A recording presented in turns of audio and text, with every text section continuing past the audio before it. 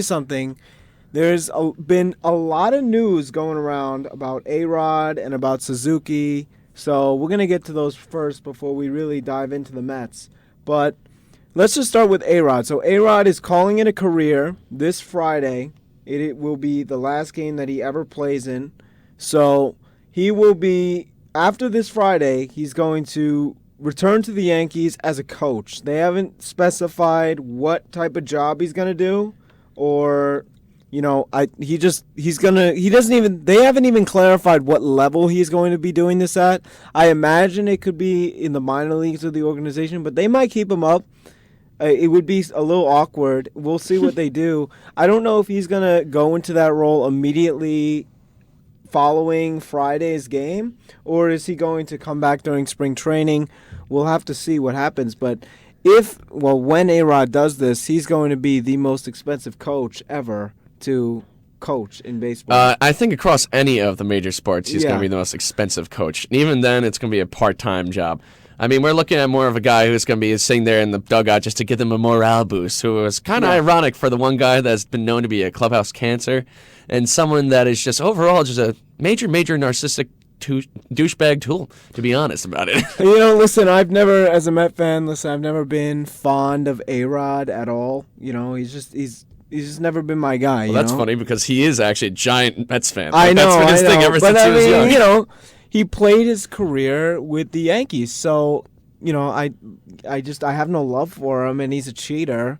I don't like cheaters, even though, it's very murky. A lot of people do like what he's done for New York and stuff, no matter what. For me, when you take PEDs, you're just sort of, you're just not the guy. For me, here's the difference. Like, when Jeter retired, it affected me, right? Like, Jeter, I have full respect for Jeter, even though, again, he even killed the Mets in the 2000 World Series. Yeah. But even then, he played the game clean. He played the game right, and that's the most important thing. And, with A-Rod, I don't get that vibe. I really don't even think he's going to be that missed. I mean, let's be honest. A-Rod has not been involved this year, even with the 2016 Yankees. So, for the past month, he's been just delegated to the bench. Like, they just want to literally see him disintegrate into nothing and hope that contract goes away with a wish. But, you know what? It's still an albatross of a contract they have on the team. And you also have 2017 that you've got to pay him about, $27 million, I think? Is it 21 or 27 at this point? I don't know. But either way, I mean, that's an astronomical number to be paying for someone. I mean, I understand compared to last year, you're looking at power numbers that he hasn't seen over the previous 5 years. I mean, the guy hit about, 33 home runs when he hit about, 50 home runs in the previous 3 years combined. This is a guy who they're hoping would possibly be breaking in those extra tickets, too. Because when you think about it, the team's not competing whatsoever. And you've got these milestones. The guy's at 696 home runs. When you expect him to be going up to 700, you know those tickets are going to be selling out so that he'd be one of 3 guys that are up in that 700 club? I mean, who's in it? It's like Bonds, Aaron, Mays, himself, Ruth. That's it? Listen, it's undeniable that A-Rod will be remembered. I'm dismissing him now as a guy I won't miss in baseball, but he's had a very memorable career, and he will be talked about in this town and, all across the sport forever, for a lifetime. He's achieved so much. It's just that he's notorious for bringing controversy wherever he goes. He's a big... he's used steroids. He's been caught too and suspended. So that's the difference that separates him and Bonds, though. Yeah, he's been caught twice, though, right? I believe he's been caught twice. He's not. When you look at him personally, he's not been the best guy, but he was a great player. I mean, let's not downplay his accomplishment on the field, no matter if steroids affected it or not. That's a debate for another day. But listen, he's an accomplished Yankee. He's going to retire. The Yankees are going to do a big ceremony for him. You already know. Well, I don't think he's retiring. I think, no. He specifically never used the word retire during his press conference. You really because think he's keeping it open. Are you serious? When you're close to milestones like that, and this guy, as narcissistic as he is, he's going to be looking himself in the mirror, blowing himself kisses, and being like, we got this. I'm A-Rod. I'm the man. See, that's the part about this guy, is his ego will get in the way of anything else, except for the dollar values. That's why he's like, maybe I'll take another year, take off a little bit. I mean, as I said, in the dugout, he is a clubhouse cancer. Wow. But when it comes comes to hitting, the guy knows his stuff. You cannot deny his hitting ability. Oh no, we can't. Even during spring training, the young guys on the Yankees, such as Ref Snyder, were talking about how this guy would teach him different approaches and discipline. Even when he was in the minor leagues trying to get back after that suspension, all the players just kept raving about how that he was actually kind of like a big brother to them and setting them up. Maybe he turned a leaf, maybe not. But still, I really think that he's just going to take this year off. He's going to take swings in the cages with these guys, and maybe he can come off the bench or something like that for the Yankees if they're, someone hits the DL that they need. And I mean, I know he's 41 years old, but with his steroid use and he still keeps up his age, this is a guy that we could see maybe going to some West Coast team playing DH just so that they can sell tickets, such as, I don't know, the Oakland Athletics. They know they're not in competition, but maybe they do the same thing that the Marlins do with Ichiro, where it's kind of like, all right, we want to sell these extra tickets. We want to make sure this guy gets this milestone. Let's try to bring everyone to the stadium. Why not? It's funny you bring up the milestone. I believe Arod is only 4 home runs away from the milestone. Yeah, he's at 696 right now. So if the Yankees, he's going to play every day until Friday, I assume. But, I'm surprised because I originally thought, and a lot of other people usually thought, that Arod would be allowed to hit 4 home runs and retire. But apparently, no, it's Friday. So, I don't know. We don't know how much discussion Arod had on this. But it is, that's a big statement. You think Arod will come out of retirement. I mean, it's like it's almost as big as my August 23rd doomsday prediction, which is coming up. Dude, he's pulling a Brett Favre. Remember when Favre? I'm going to call him Favre. But every single time, he would go out and be like, you know what, guys? I want to end it with the Packers. That's it. Retires. Oh, wait, you know what? Actually, I'm feeling that itch again. Let's go to the Vikings. I'm done. Oh, wait, I'm feeling that itch again. Let's go to the Jets. Like, seriously, these guys, they cannot step away from the game because it's their whole entire embodiment of themselves. It's their identity. Well, they've been doing, A-Rod's had this huge career. I mean, it's routine. We're human nature. I mean, he's undeniably one of the greatest players of all time. Oh, There's no way he's not doing it. I mean, home runs, he ranks number 4th overall right now. RBIs, he's ranked 2nd with 2,084. Hits, 19th. Total bases, 6. Runs, 8th. Grand slams, 1st. I mean, this guy has been across the plate. Fantastic. He's A-Rod. I mean, he's a big shot. I mean, he is A-Rod. I mean, maybe, the New York media, the whole entire thing, you got an inflated ego, but you cannot deny the results that have been shown on the field. I mean, no, definitely not. Even his defense, like, people have maybe said it was suspect at times, but I got to admit, it wasn't really that bad what you're looking for. I mean, during his prime years. I mean, obviously, once you hit around like mid-30s, you expect the range to go away a little bit. But I mean, I don't know if you remember this, but in 2009, A-Rod would even get some not slack, but some heckling from the Yankee fans saying he wouldn't do enough or that he was overrated.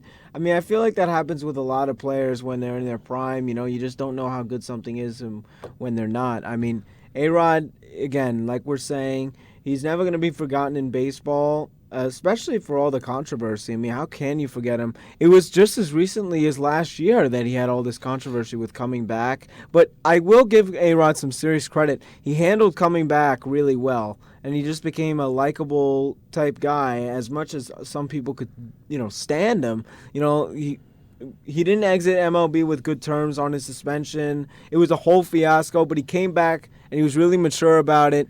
And he had a good year. I mean, he had a really good year last year. Oh, dude, it was incredible. I mean, 33 home runs is nothing to slouch at 40 years old. I mean, Big Papi's doing it, but he's also suspect with the amount of injections that he's... I don't think either of them will hit the Hall of Fame except for maybe David Ortiz if someone has a soft spot. I don't know. No, it just gets the Boston fans. They create this whole entire narrative around David Ortiz where it's like, no, he's a golden child. He's so fun and jocular. There's no way that he could potentially have taken steroids. And yet he was still named on that report in 03, man. He was named on that report, and listen, I think it was called the Mitchell Report. But yep. Listen, like I like Ortiz better than A-Rod just because A-Rod's a Yankee. But I'll tell you this, we'll just have to see how things play out down the line. It will be interesting because, again, he's going to be coaching with the Yankees. So, I don't know. Maybe he does in regards with the retirement thing. But it would be interesting. It ain't retiring, man. I'm guaranteeing it right now that this is not retirement. This is not retirement. This is just a shift in his mental. I might have to look state, up if Noah Syndergaard is playing on August 23rd because then it confirms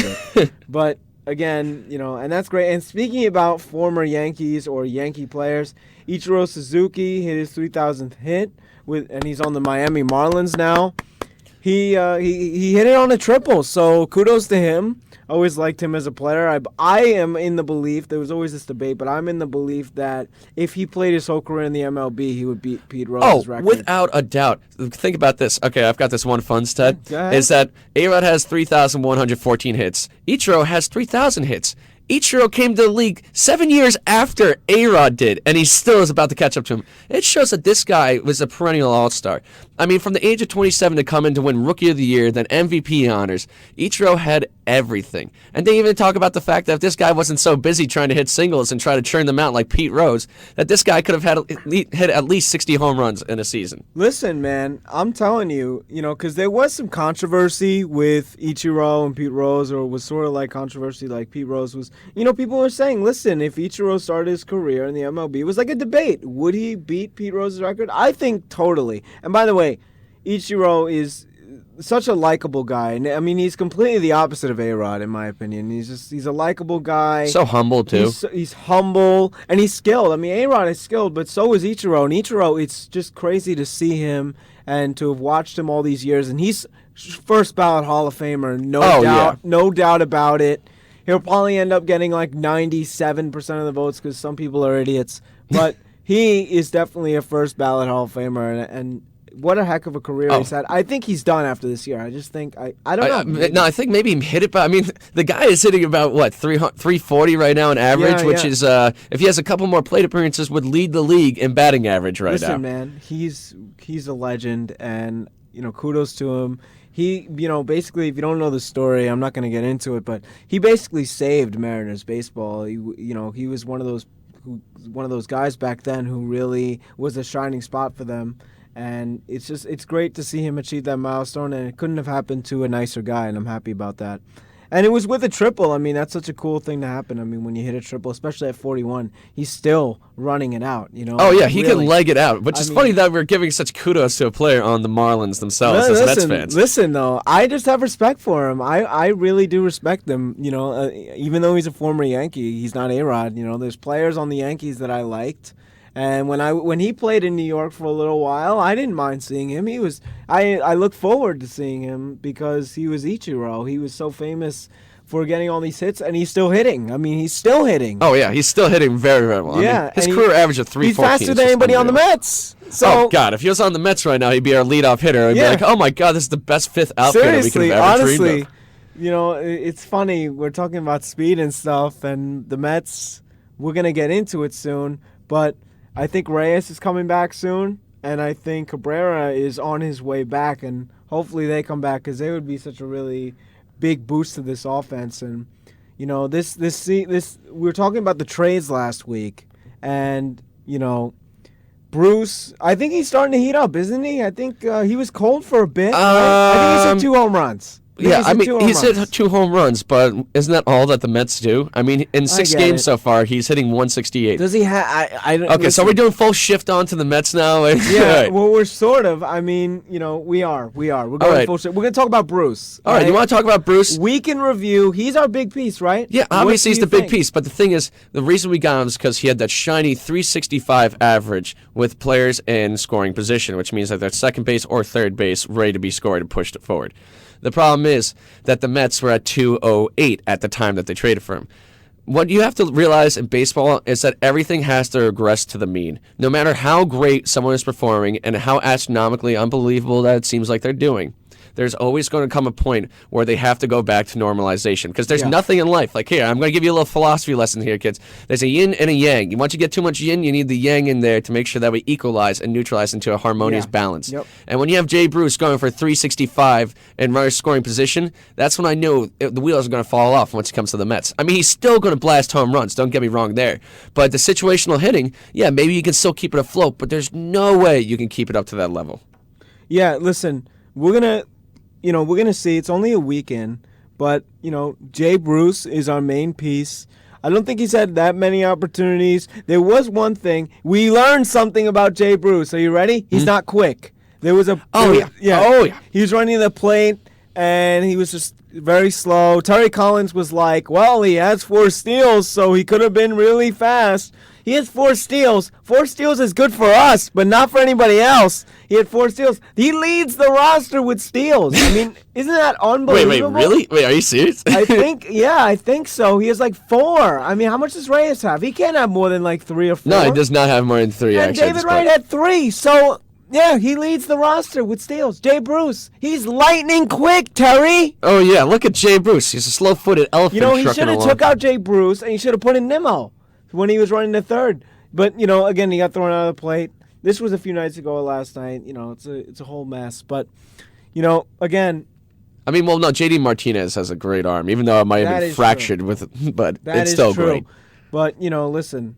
We learned that he's not quick, but no one on the Mets is quick. We need Reyes to come back. I'm looking forward to him coming back. I know I think he's actually eligible when his time is up. I don't know what day that's going to be. It's some point this week.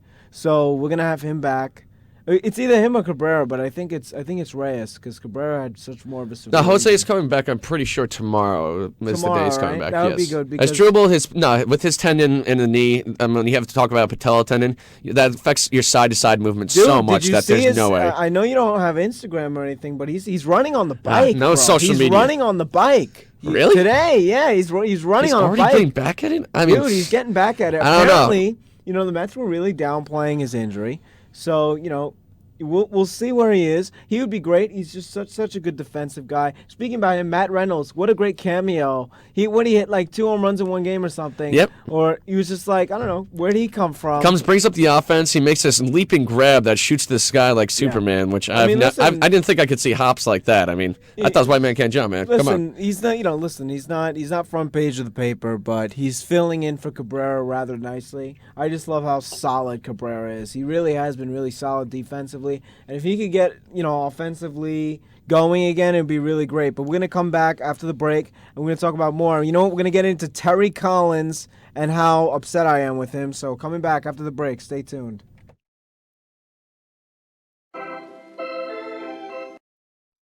You non-for-profit organizations out there, if you're having trouble spreading the word about an upcoming event or the mission of your organization, your friends at WCWP are here to help. Send us information about your organization or event, and we'll do our best to put it on air. Contact us at info@wcwp.org or send your information to 720 Northern Boulevard, Brookville, New York, 11548. A message from your friends at 88.1 FM and WCWP.org.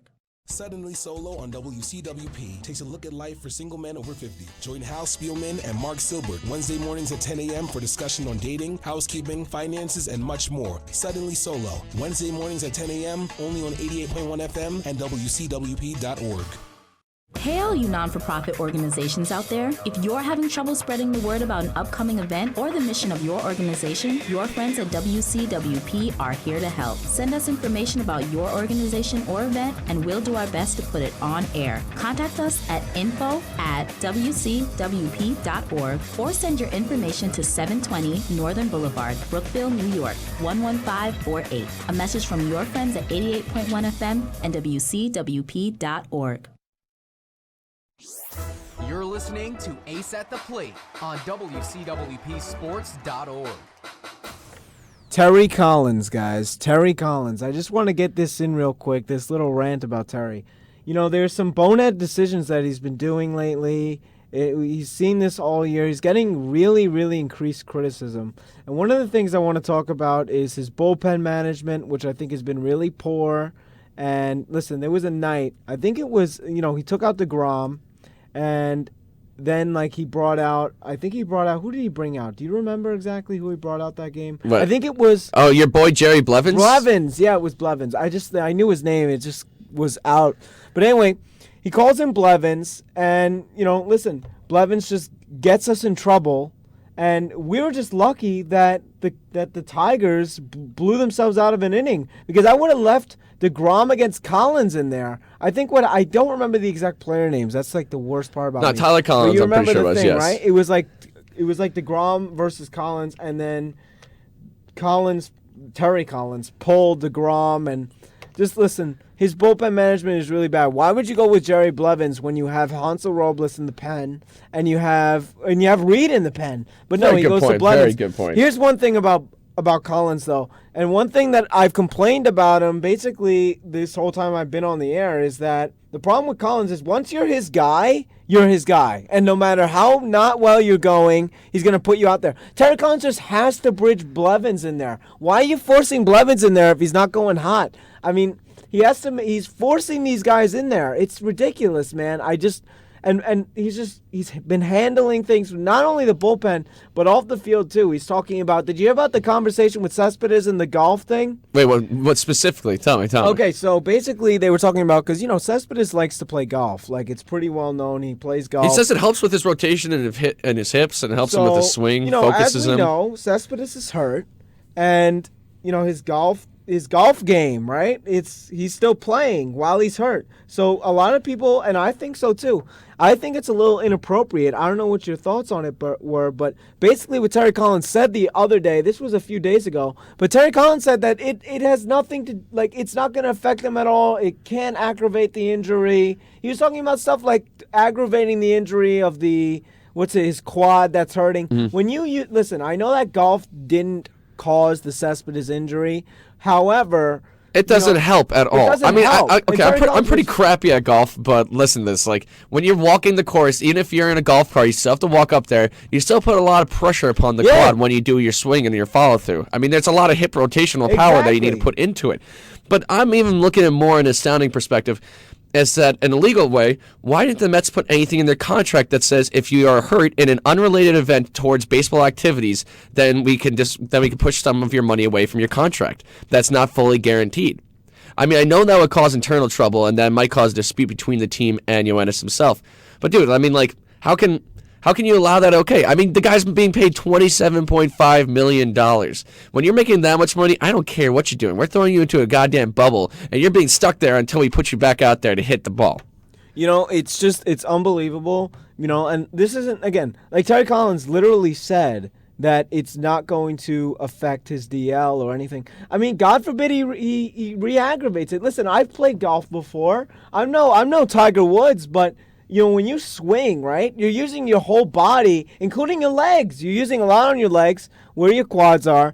And let me tell you, man, it's iffy when you see Cespedes on the golf court, when he's on the DL, when he can't play baseball. But he also goes 100%, like no matter what it is. When you see him do with a home run, same thing with a golf ball. The guy is going at it completely with every single iota of energy in his body. I'm not accusing Cespedes, when he was out there, because now he's on the DL, but when he was out there, he wasn't playing hard or anything when he was hurt. I'm just saying that, for his health and for, Mets fans, listen, man.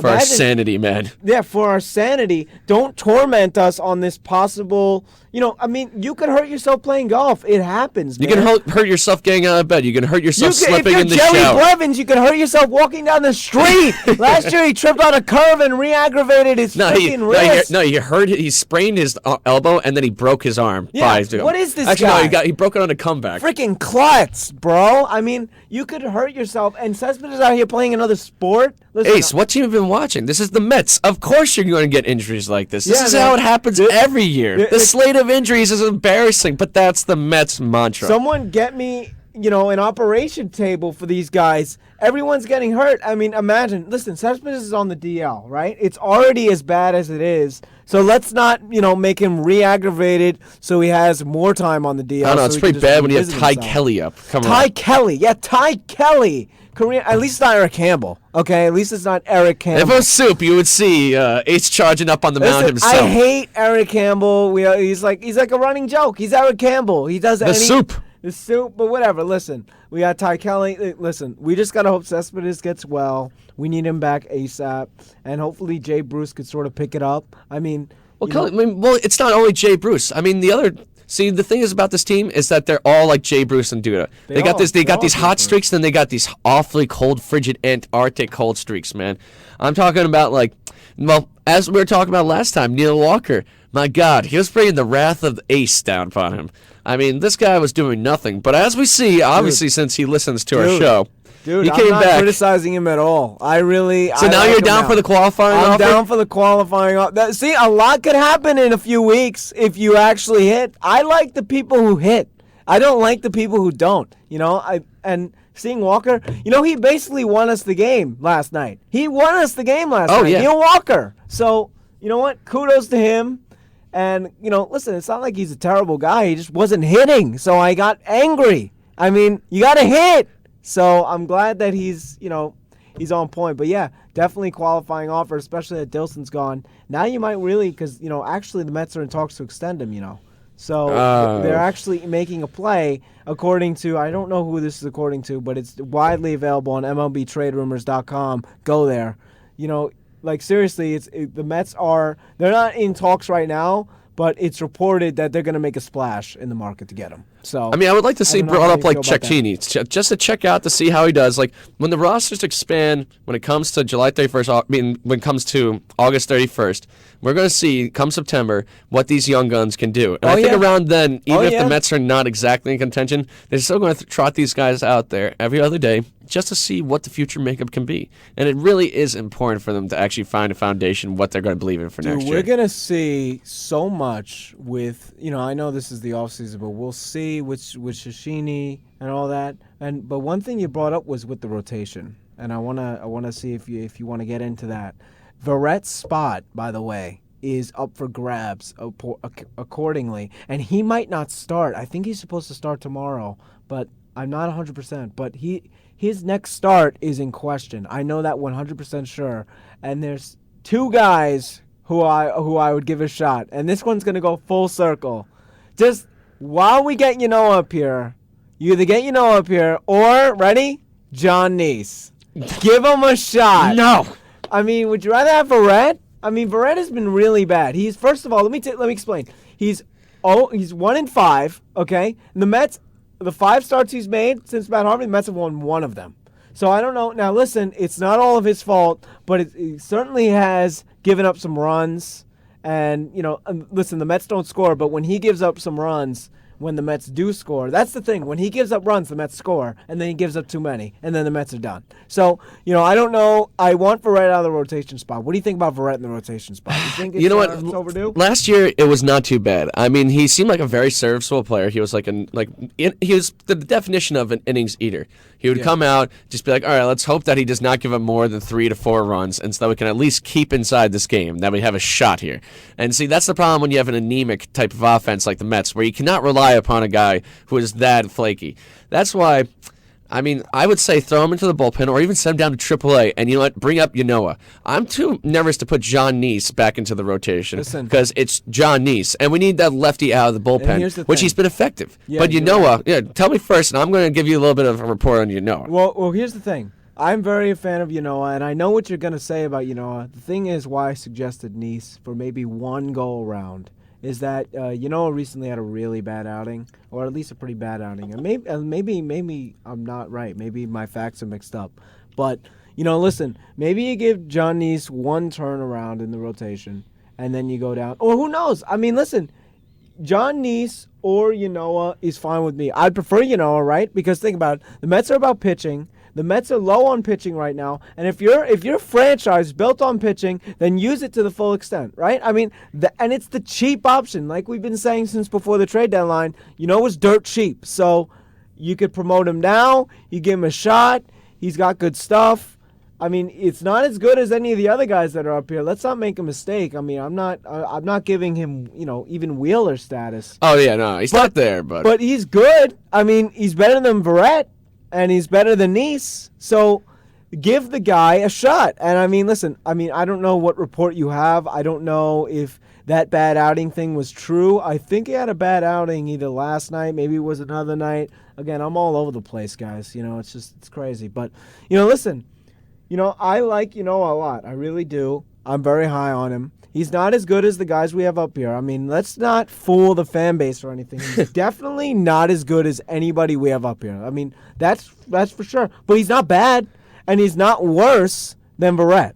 And No. I think he's better than Verrett. He's better than Verrett. No, the thing is, he's got his control is being compared to even Greg Maddux. That the guy cannot do anything but hit strikes. That's a good guy to be compared to. But the problem is when you throw such powerful strikes, as we saw in the case with Rafael Montero, is that AAA, yeah, maybe the hitters are not that disciplined so that they'll allow the balls to go past them. True. But in the majors, you need to be crafty. You need to play that mental game where your pitch is just a bit outside so it keeps those hitters on their toes so that they're ready to hit it. Otherwise, that they're going to be watching him when the ball actually goes into the strike zone. The problem is if you're constantly putting it over the plate, they're going to get a contact onto the ball and start hitting it. And especially since he doesn't have blow-away stuff. I mean, like, it sits in the low 90s, which against me, I'd be like, oh, my God, what was that that's passed by? You know what could do it? You know, if he were to make the jump, he could do it. You know, it's not like anybody has faith. I don't know what the Mets are waiting for. This is the type of thing where me and Sandy Alderson sort of disconnect, where, you know, if you're going to use your pitching, you might as well use it because we're really hurting. Believe it or not, besides our offense, our pitching has been really, really bad so far, especially down the stretch. It hasn't been that great. Well, I mean, DeGrom's been good, but DeGrom's been phenomenal. Syndergaard's just gets been no struggling. support. Bartolo's been iffy. And I mean, you know, if you want to look at it on a yearly type thing, I mean, Matt's hasn't been, he's been all right. He's been iffy. He's been iffy, right? So, I mean, pitching is actually pretty weak right now in an organization where pitching was and is highly regarded. So, you know, you should bring up Yanoa. Wheeler's coming back. He's been throwing off the mound. I think he's going to be back this year. Not soon, but yeah, first week of September is what we're expecting. September he'll be back, and I know that, you know, it's September, but hey, listen, if we should still be in this thing in September if all goes right, and Wheeler will be a big boost when he comes back. So, you know, Wheeler, I mean, these guys coming up would be just a huge boost. It would bring some energy and some life to the team, and I think it's important instead of rolling out Verrett out there, who hasn't been that great. Again, he's made like 5 or 6 starts. And the Mets have won 1 of his starts. So, you know, like, these are just losses. They're coming our way. The Mets have not won 2 games in a row since the All-Star break. I believe that's still going on. So let's try and win another one tonight and break that and get into this because, you know, this is a pennant race. I think we're 2 games back. You forget that's actually a pennant race, even though how horribly they've been playing. I'm like, okay, they're only 3 games over 500. They've got to be at least 5 to 8 games behind the wild card. Somehow, they're only 2 games behind the second spot of the wild card. What is this? They've been playing much worse. They're lucky.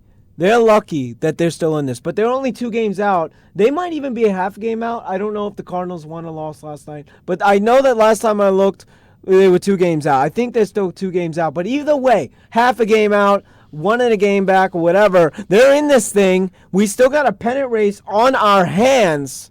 And this is important. This is very important. We need our pitchers to step it up. Everyone's got to step it up. Like we've been saying, this is crunch time. This month, right now, these series, they're coming. Like, we just need to start winning games. It was a disappointing week leading up to the trading deadline. And it was even worse this week. Really bad, and really bad this week. So if the Mets really want to get serious, and if the Wilpons want to bring us the championship that we're deserved, then then the whole team needs to get their heads out of their butts and start playing, because it's crunch time, baby.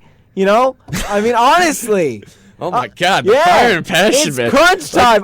They got to get me in that locker room. You're in the angry Mets stage. It's like there's the moping Mets stage, and right now you're at the angry, hungry stage. They got to get me. No, we need a feast right now because we are out there. We are the Predators. We can see out there that there's these weak teams coming up. You've got the Diamondbacks coming up. You've got the Padres. You've got the Phillies. This is the time where you wreck apart these below 500 teams, and then you show to the league that we could do this. Like, yes, that's the one thing that the Mets do. They beat up the little guys. That sounds horrible. We're not bullies, but we're good bullies. Listen, we're bullies. All right, this is our time. All right, I'm sick of watching the Yankees. I'm sick of people. You know, I walk outside, I see people with Mets hats, not Yankee hats anymore. You know, this is our city, baby. We took it back. Party like it's 1986 and take the damn thing. I mean, we could do this. We blew it in the World Series last year, but let's. You know what? It's not only us. It's not only New York. New York should be enough. The people should be enough for this team to rally up. But it should be the rest of the biased MLB, Joe Buck media. Show them that New York is the king of the freaking town and of the baseball world right now. We need to play better. We need to play harder. I wish I'd get in that clubhouse and talk to these guys. Because I really think I can motivate them up. I could really pump them up. I'm pumped. I'm pumped now. What the game? The game's at 7:10. I'm pumped. Oh man, this guy's gonna be running win. circles around this place till then. Literally. I mean, see, this is the opposite of Terry. Terry comes in like the old grandpa and be Oh like, my "All right, gosh. let me tell you about my war stories, guys." Yeah, nah, Terry- instead of firing them up like they need. You need some fire. You know, like See, that's why we brought like the pizzazz last year. That was Ioannis. Like we're not seeing that. Uribe, who comes to the clubhouse and everyone is having fun, and it's like, yeah, we got this, guys. Let's go back to our childhood roots. This is Little League again. Let's have fun. Listen, and Terry said that last year too. Having fun. Having fun it's so important, you know. People think, oh no, this is a pennant race. And I'm talking like, yeah, it's a pennant race. But if these guys aren't pumped, if these guys aren't enjoying it, living it, I mean, you guys are champs. You guys are the National League champs. You need to play like it. You need to walk with your head held high. You're a New York Met in 2016, baby. You need to go out there. Man, I'm pumped. And I'm not even playing. I'm not even playing. And I would be so pumped. Like, these guys have underperformed. Let's be honest. They've underperformed up until now. I mean, they really have. I mean, we were supposed to be winning this. I mean, believe it or not, the writers or the people, they had us. I mean, what are we? We're only a few games over 500. Oh, I mean, 3 games over 500. we're 3 2 games games over back from 500. the second spot in the wild card, which belongs to the Miami Marlins. Yeah, Miami Marlins. That's why they got Ichiro. They got Ichiro because they thought no one would show up, that they would suck so much that they would need to sell seats based upon the idea of him getting 3,000 hits. I mean, I was looking forward to him digging into time with their actual players. But now you look at this team and you're like, holy crap. The Mets are in 3rd place right now. How is this even possible? Like Ichiro, like, you know, all these guys, like, this is Miami Marlins, a loser franchise, loser stadium, loser people. I hate their fans on Twitter. Well, they've had 2 more World Series than us than most recently. Yeah, I know. But come on. I mean, I've talked to them on Twitter. I hate them all. Okay, they're not exciting people. They don't exist. They're a myth. You know what? You'd have a better chance finding a unicorn than finding a frickin' Miami Marlins fan or a Nationals fan. I've never met one. That's so true. I've never actually met one out in the wild. It's a rare Pokemon. It's a wild. It's completely, seriously, you'd find a freaking unicorn in your backyard than you would find a Nationals fan. It's unreal. I've never seen one. And Miami Marlins fan, same thing. But listen, like, we are still in this race. Despite all this despair and this panic that have been going, you just need to look and go, we're still in this. It's not too late.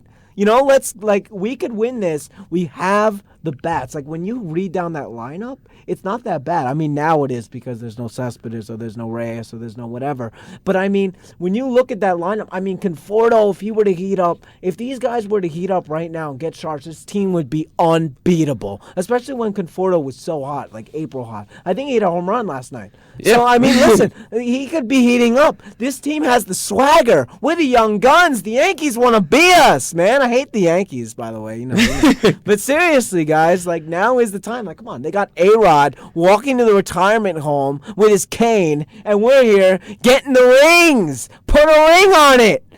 I'm so ready, dude. I'm so ready for playoff baseball. I believe, despite all the despair, despite all of this that I've been talking about, oh no, this has been a disaster, whatever it's been, I'm still a believer, because when I wake up in the morning, I go and I look at those standings, and I see the Mets are 2 games out of getting into the playoffs. We could do it. We could climb, all right? I believe. And that's the beauty of being a Met fan. I'll come back every year, no matter how bad they've been, and I'll be like, you gotta believe, because anything could happen. This is baseball, all right? I really thought we had a chance at the division, and maybe we do. I don't know how many games back we're in the division because the Nationals are so good, believe it or not. 8 games. They're 8 games. Okay, wild card or bust. Wild card or bust. Let's go. Mets, Dodgers. I think Kershaw is hurt. I mean, and even if he's there, he's choking. Oh, yeah, we've shown that we can put that guy down in the playoffs. We put on the best that's ever lived at pitching. You know what? Let's do it. It's a 1-game playoff. It's going to be at Dodger Stadium because if we're getting in, I mean, unless the Dodgers, because they've been pretty good. I mean, and we're not even that far away from them, but they've been pretty good. Yeah, we're like 5 games back, I think. Yeah, so, I mean, it's not like, but no matter what, if we get in the wild card and if we win that 1 game, then the rest of the staff, then the rest of the team staff has to go, oh no, we're facing the Mets pitching staff. And even though it hasn't been as good with Wheeler back, with Yanoa up, with Syndergaard healthy, and Matt's going, I mean, if they find themselves, people could be like, oh crap, this is serious. And just like we were last year, we got through it. No one believed in us last year. I know I'm sounding like some sort of crazy lunatic, but no one believed in us last year because the MLB just hates New York. I just have this thing where they hate New York. No one believed, but I believed. All right? We all believed. And guess where we got? The World Series. We're still in this, especially if Cespedes gets back. I'm telling you, people get hot. I'm going to talk so much trash on Twitter. I talk so much trash on Twitter that it's unbelievable. And we're going to talk about this and more when we get back soon. But I just want to say one more thing before we let you go for the commercial break is let's go Mets. Let's believe. Let's all buy your radio stations, buy your computer, wherever. Say a prayer for the Mets because I really think this is the stretch, bro. This is it. Diamondbacks? Come on. We should be putting these people down in their place. Let's sit these little Arizonians back down where they came from in the trash. Okay? Let's go. See you later. We'll be back soon. Painting is the art of self-discovery. Discover yourself by joining Nancy Wernersbach and have fun working in the wonderful world of watercolor painting. The workshop is on Saturdays at 9:30 a.m., ending August 20th in the Westbury Memorial Public Library. For more info, call 516-333-0176 or visit westburylibrary.org. The Community Calendar is a public service from your friends at 88.1 FM and WCWP.org. Hey, this is Richard Solomon, host of Taking Care of Business on WCWP. Join me Thursday mornings at 11 as we talk to newsmakers and people behind the scenes. And check out our YouTube channel at youtube.com/TCB Radio WCWP. Poetry is like a painting that speaks. Enjoy the view and the words at the Roslyn Public Library Annual Poetry Series. It's open to all on Mondays at 3 p.m. and will focus on issues and writers in contemporary American poetry. For more info, call 516-621-2240 or visit info@bryantlibrary.org. The Community Calendar is a public service from your friends at 88.1 FM and WCWP.org. You're listening to Ace at the Plate. So listen, we just had a really optimistic type break, but now we're bringing it back down. We just cooled off, okay? We splashed our faces with water because we just realized something. Daniel Murphy could be the MVP of the National League. He's still raking. What is this? It wasn't a fluke. He's still going from the playoffs. I mean, wow. This guy is crazy. Daniel freaking Murphy. By the way, did you hear Gary Cohen? I don't know if you know about Gary Cohen saying the net negative thing. He actually recently stuck by. Do you know those comments? No, please enlighten me. Oh, okay, yeah. So during the offseason, there was this, basically the fan base was split. It was split on, should we let Dilson Herrera take over? Murphy was really iffy on the defense. And do we really want that? How good is he going to be? Was this playoff thing a fluke? And he basically came on WFAN and he just basically said, it's a net negative. It's a positive if we lose Murphy. It's almost like he didn't say that directly, I'm paraphrasing, but he meant it like it's an addition by subtraction. His defense would hurt us more and all that. And obviously he's eating his words because he's been decent defensively, but with the bat, he's just been incredible. He's been absolutely incredible. I mean, he already has more RBIs than he hit all of last year. So I mean, on the Mets, that would just be amazing right now. It would be amazing. He's honestly an MVP candidate. And, bringing it back down to earth, and why I bring up Daniel Murphy is that, like I mentioned earlier in the show, the Mets are going to make a play on Neil Walker. And it's very interesting to see what comes out of this. I know we're talking after the season now, but we have the plans for second base. Dilson Herrera's out. We have to watch the MVP Daniel Murphy rake, and he's just still raking. It's unbelievable. And then are you gonna go with Shishini? The thing is that Sandy Alderson now, like I said, MLB trade rumors has really gone into the Mets are gonna make a serious play for Neil Walker. And honestly, like I was saying a few weeks ago, I was against the qualifying offer. And now that he's heating up, you know what? I say give it to him because either way, he takes it, and we have this guy for, average type salary. He could, maybe he could teach a young guy, or he could play every day if he's still hot, or, he doesn't take it, and we either re-sign him for those same reasons, or we could just say, you know what? He doesn't take it, and we get the prospect. What do you really think should be done about this second base thing? Because it depends upon what you think is going to be happening with Wilmer Flores. Do you think he's just going to be an ultra utility player where he plays everywhere? Is David Wright going to be healthy enough? We also have Jose Reyes coming back next year. Yeah. So at shortstop, we're looking maybe at Jose Reyes, but second base, do we have Kelly Johnson underneath control for another year? Because Kelly Johnson can play second base. I mean, these are not alternatives that you really are proud about. It's more of like a stopgate against the flood that's coming over the wall right now. It's like you're finding little leaks and springs, like it's like Swiss cheese of a wall. You're trying to put plugs here and plugs there, but there's still water cascading through. I just don't know what to do about the second base position because with Dilson, he might have not shown that much pizzazz up at the major league level, but that's in a small sample. He's already shown what he can do in the minor leagues, and I know that it can translate to the pros. So without him around, it really changes this whole entire dynamic because we're talking about the future right now because obviously this Jay Bruce trade was to hedge our bets against the future that Yoenis Cespedes leaves.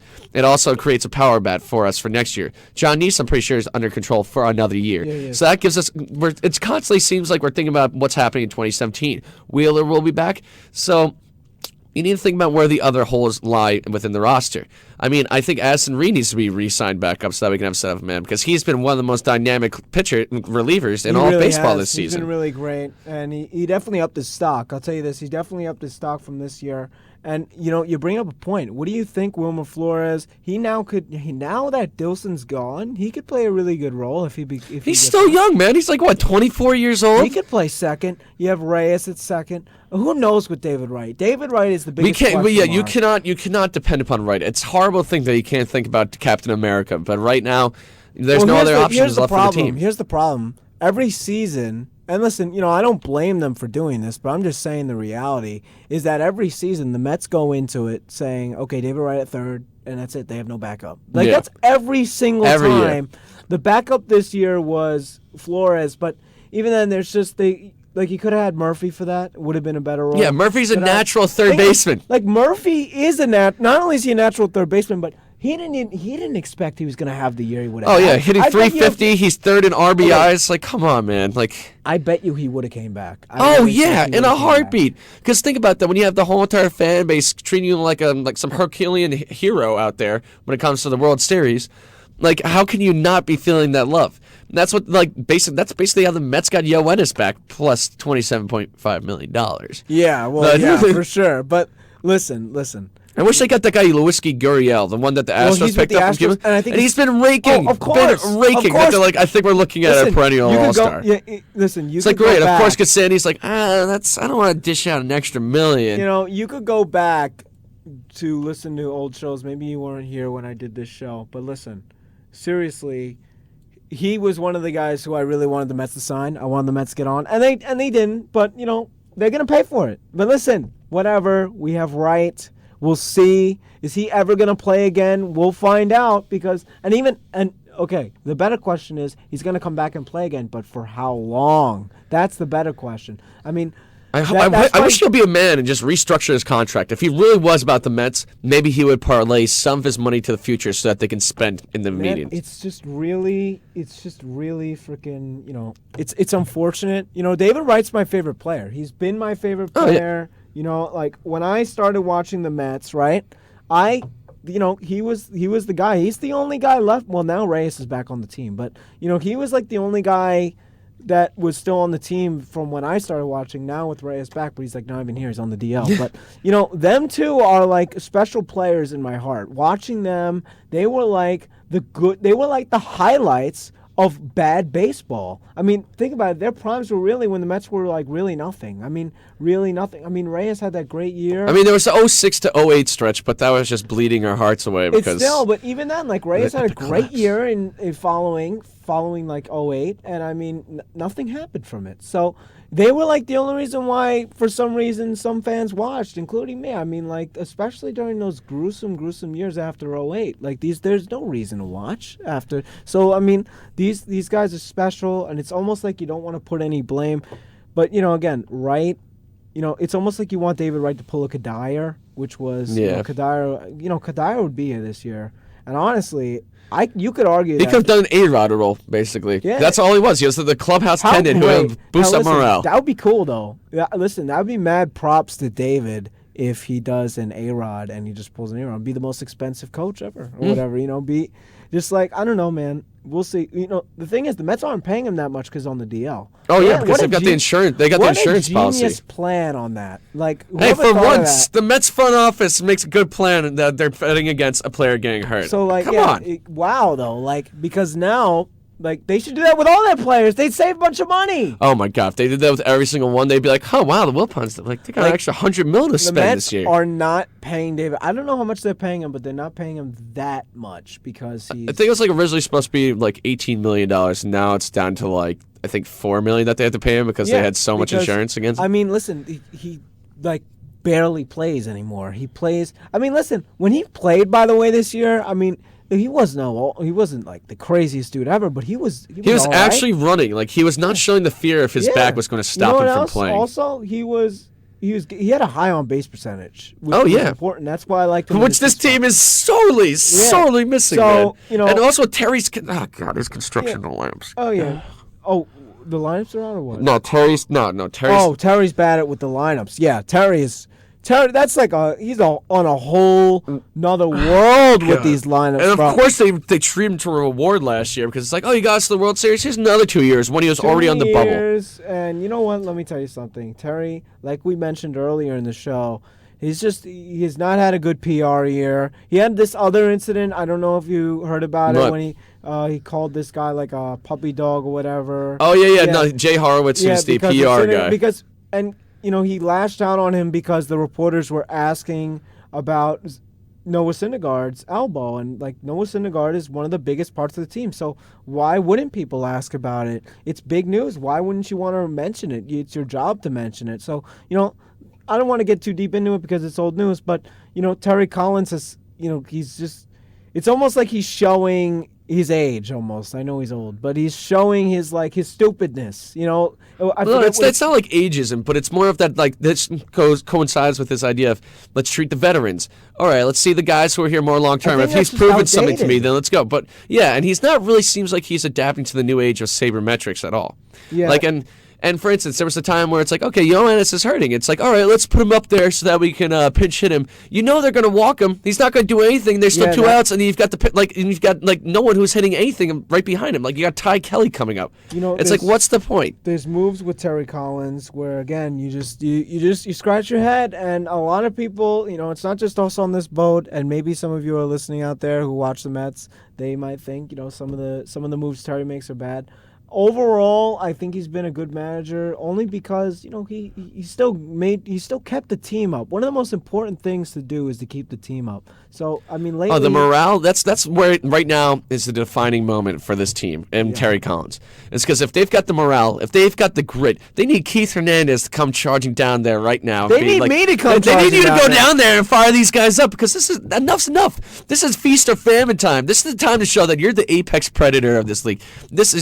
You guys went to the World Series. You're the defending NL champs. This is where you show the rest of the league that you don't take crap from anyone and that you can finally finish this. I mean, we're not talking about actual stats right now. These are the intangibles that can make or break a team. As we saw last year, where all the chemistry together, this confluence of factors, led to this extraordinary and historical run towards the World Series. But now, I mean, I want to be the eternal optimist that is a Mets fan, but I'm looking at this roster.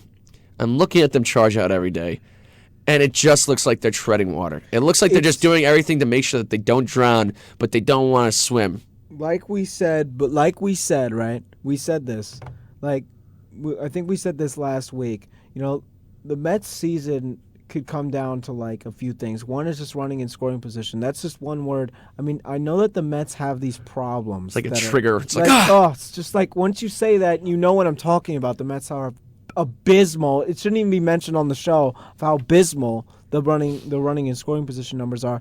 But despite all this, and this is a miracle all in itself. This is like the miracle Mets. We're still 2 games out with all this.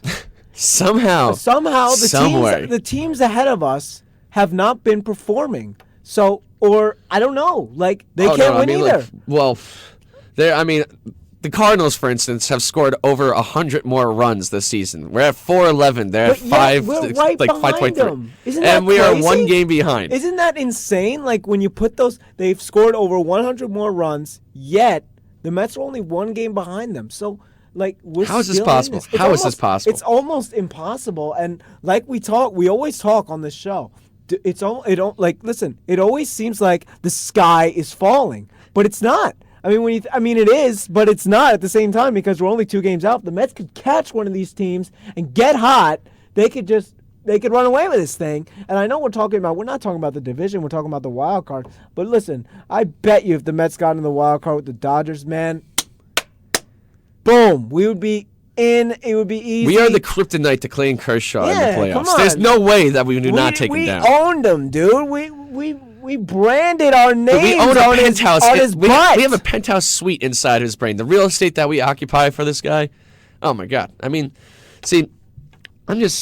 I don't even know. Like we change our emotions so much where it's just like we are in despair, then we're in jovial excitement, and it sounds like we're like in a tribal dance around here where we've been taking laudanum, dancing in circles. Listen, what actually happens here on this show is that we take turns going into grief, and I feel like that's just like a Met fan. Every Met fan is bipolar. We have mood swings. It's like you look at it. It's like This is a group therapy session. This is more for us to get it out of our system. And I then think. you guys just listen and be the arbitrators. But listen, right? We should be paying you guys per hour, I swear. But here's the thing. It's like you want to look at it. There's 2 ways to look at it. You can look at it the optimistic view. Oh, despite all these problems, we're improving in this and we're only 2 games back. And then there's the pessimistic negative view where we're 2 games back. We should be doing better than this. And, the other teams are still ahead of us. Like, how long can we keep this going? How long can we stay in this pennant race? So there really is two sides to the coin. And I'm more of an optimist in general. But I'm telling you, man, when I turn on that TV and I watch the Mets blow countless opportunities to win games, I go on that pessimistic view. But then, once the Mets do some good things, pull off some plays, I could immediately flip a coin. It's like it's the reward because they're the ultimate tease of a team. Yeah. They'll get the guys on base, and you're like, oh, God, here we go. It's like a reflection of their whole entire seasons from 2007 to 2008, where it's like, oh, my God, we've got this. Everything is going our way. And then when it comes to push or shove, that one last defining moment to actually put them over, they collapse. They crumble like wet paper towel, man. Let me give you an example. Last night's game, which we won, but we could have and probably should have lost. But I hope this was last night, so I'm not looking like an idiot. No, they won. They won. It was last night. No, I know that. Conforto got the 7th inning home run. Then no, not that. I think it was Upton who had a base running error, or was Okay, it's flop? JD Martinez who stopped at third base while Upton was coming right behind him and got stuck in a run. Here's the thing. The Tigers, if they were to be able to capitalize on that inning, because they're a good team, but if they were, the Mets would have lost that game. That game would have been done. But they ran themselves out of it. The Mets got the big hit, got lucky. Now we got to start playing smart. Like we come out of that series, we only took 1 game out of it. Now you got to come. We're going to face Arizona. And you know what? The Mets have got to be like, listen, Arizona had a rough year. Let's make it rougher. Let's spoil their fun. Let's put them down, sit them down, and take them to therapy. Honestly, the Mets are a better team than the Diamondbacks. They can be better. And if they were to execute, we would be in first right now. If they could execute, I'm not talking about first wild card spot. I'm talking about National League East Division champions. Okay, that's where we would be. But we haven't executed. But we're still in this. And if we could just slip into the wild card, I'm confident we could beat any team that dare stands in our way and face the Nationals. Ooh, that would be good. That would be so good. Oh, God. If we could face the Nationals. But I don't think we will. Would we face the Nationals? No, we would face the Cubs. No, we would face the Cubs. No, we'd face the Cubs after the wild card, and then we would move. No. You'd face the Cubs, and then it would be the Nationals. So the Nationals win for the NL championship. So that would be funny because we obviously know that the Mets are going to beat the Cubs and the Mets are going to beat. All right, listen, this is just my confidence. Okay, this is my optimistic view going. We beat the Dodgers, we beat the Cubs, and then it would be funny if we beat the Nationals. It would be hilarious. It would be great because there's this guy on Twitter I argue with. I made a vow that I would tweet him at the end of the year when the Nationals win nothing. He's like this 17-year-old loser, all right? And he comes on my Twitter page, always trashing me. Here's the thing about this guy. He only started watching since last year. He's a bandwagoner, and he stopped watching when the Mets came in and taught the Nationals how to play baseball, okay? Honestly, seriously, this guy, his name is Trademark. You can look him up. Nationals Dub on Twitter. Nationals Dub. One word. He's this 17-year-old loser. Tell him I sent you if you do it because he's a loser. I swear, this guy comes up. I sometimes think Twitter was just made for sports fans who like to argue with each other. But first of all, he comments on my. I know this is not baseball related, but he comments on my face or whatever. But yet his picture is Trey Turner. Like, why don't you show yourself? Well, Trey Turner ain't bad, man. Well, why don't you show yourself before you start commenting on me? And he's always like, "Oh yeah, Mets in the postseason, ha ha ha." Yeah, bro. When we're in the wild card, and when you know what, we're not gonna even face you because you're gonna get eliminated by the Giants. All right, you're gonna be a giant failure. Okay, honestly, this is just ridiculous, man. Thank God for this show, okay? Because I'm losing my voice every Monday, and it's for a great cause, and it gets the emotions out, like we're here, we're in New York, we're living in it now. I remember thinking back, 2009, 2010, 2011, whatever it was, man. When is the next time I'm going to see some good baseball, some 500? We were talking, I remember back then, even in 2014, people were talking about, man, I wish the Mets could play 500 ball. Yeah. And now if they're playing 500 ball, we're screaming, this is bad. 500 ball, this sucks. But now we're in Our winning. standards are way too high. Sometimes I look back. Sometimes I look back and I go, "Wow, I was just hoping for 500 ball, and now we're complaining that we're 3 games over 500." If that was back in 2014, just assuming that the World Series stuff never happened, this would be like a golden season. I'm watching winning baseball. I could watch the Mets win. Now, no, we're in the World Series. World Series are bust, and the team is better than this. You know what though? The main thing for me is that the fans of New York, the citizens of New York State, deserve champions, okay? We're championship people. We live in the best city in the world. We live in one of the biggest media sports markets in the world. We're winners, okay? We deserve championships and not some Yankee old Bravo. We play baseball the right way. We want some young pizzazz, baby, some spice. And we're going to go around and be like, yeah, we're freaking champions, baby. Honestly, I'm sick of the MLB. It's mostly the MLB. I go on these rants. But seriously, the MLB is I just feel like they hate New York. And I know before we go, I know we have a minute left, but I got to get this in there. MLB, all of them, they always just I always just feel like they just sort of whitewash the Mets. They're just yeah, the Mets are doing well. And moving on to the Cubs. 15 tweets about the Cubs.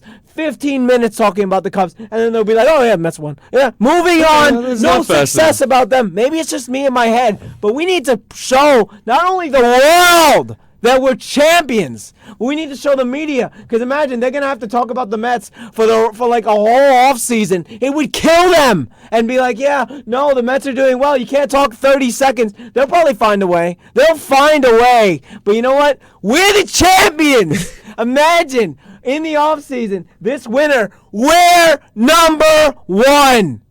Anyway, guys, we're excited to see you next week. Hopefully, we're still in this pennant race. Important week. Dude. We got to eat them up. We got to finish them off. And then, you know what? Charge ahead. This is where we make or break the season. This is what separates the boys from the men. And let's go, Mets. And this is our year. Let's bring it back, baby. Let's go. See you guys next week. The secret to good writing is to write, and keep on writing. Find out some more valuable writing secrets at the Writers Group. If you're a serious writer, come down for a lively exchange of ideas on the first Saturday of each month at the Glen Cove Public Library. For more info, call 516-676-2130 or visit glencovelibrary.org.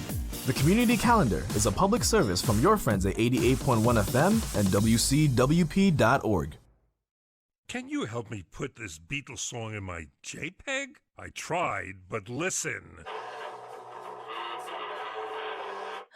JPEG? Grandpa, I showed you how to download songs. I know, but iPod, iPad, iTunes, what can I do?